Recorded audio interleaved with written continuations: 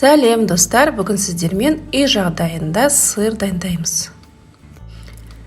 Дүкеннен еш айырмашылығы жоқ, дәл осындай болып шығады. Керісінше табиғи өнімдерден жасалған витаминге бай сырды бірге дайындайтын боламыз. Барлық рецептіні описаниеда қалдыратын боламын. Бізге қаймағы алынбаған балғын сүт қажет болады. Мен бұл жерде 2 литр сүттен жасайтын боламын. Орташа отқа сүтімізді қыздырамыз. Осындай өлшейтін құрал болса, өте жақсы. 70 градусқа дейін қыздырамыз. Яғни қайнап кетпейді, тек ысу қажет. Және де үй ірімшігі қажет болады. Творогта бізде 2 килограмм.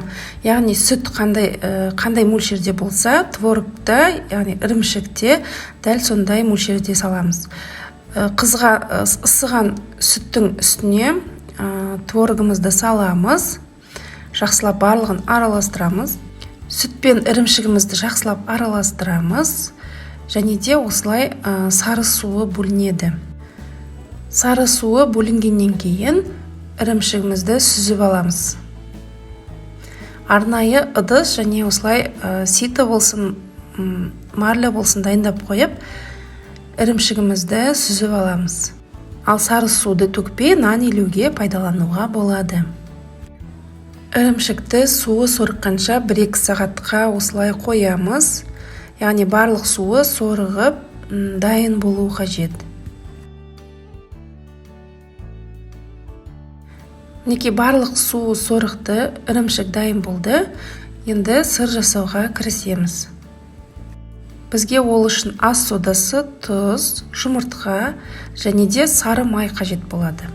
Қызып тұрған табаға майды салып, ерітеміз.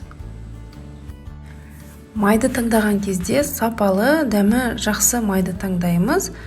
Яғни құрамы таза майды таңдаған дұрыс. Май толық ергеннен кейін ірімшікті майдың үстіне саламыз. Отымызды орташа немесе одан да төмен отқа қоямыз. Астын басамыз, яғни және жақсылап араластырамыз барлығын. Асты күйіп кетпеу керек, араластыруды тоқтатпаймыз және ірімшік осылай созылып бастайды.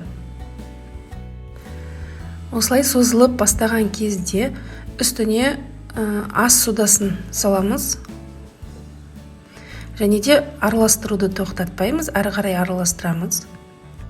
Ас содасын салғаннан кейін реакция береді, яғни көріп тұрғандарыңыздай ірімшік кішкене көтеріледі.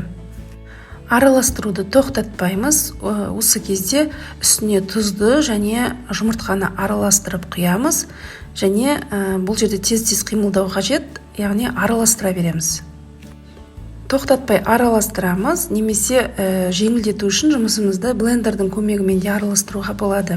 Ал егер блендер болмаса, толық ерігенше араластыруды тоқтатпаймыз. Мінекей барлығы толықтай ерді, біздің ірімшігіміз дайын болды.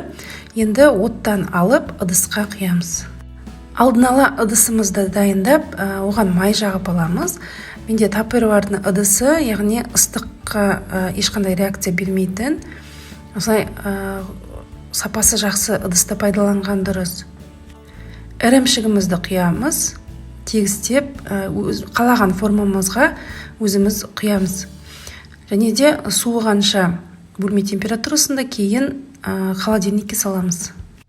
Мінекей біздің ірімшіктеріміз дайын болды. Өте керемет шықты және дәмі де ерекше, еш қоспасыз. Кәдімгі дүкеннің сыры сияқты осылай нанның үстіне салып, микроволновкаға жылытып алсақ, осылай еріп, өте дәмді бутерброд жасап жеуге болады. Достар, егер видео ұнаса, мені қолдап, лайк басып, комментарий қалдырып, каналыма жазылмаған болсаңыз, жазылып алыңыз. Ас болсын!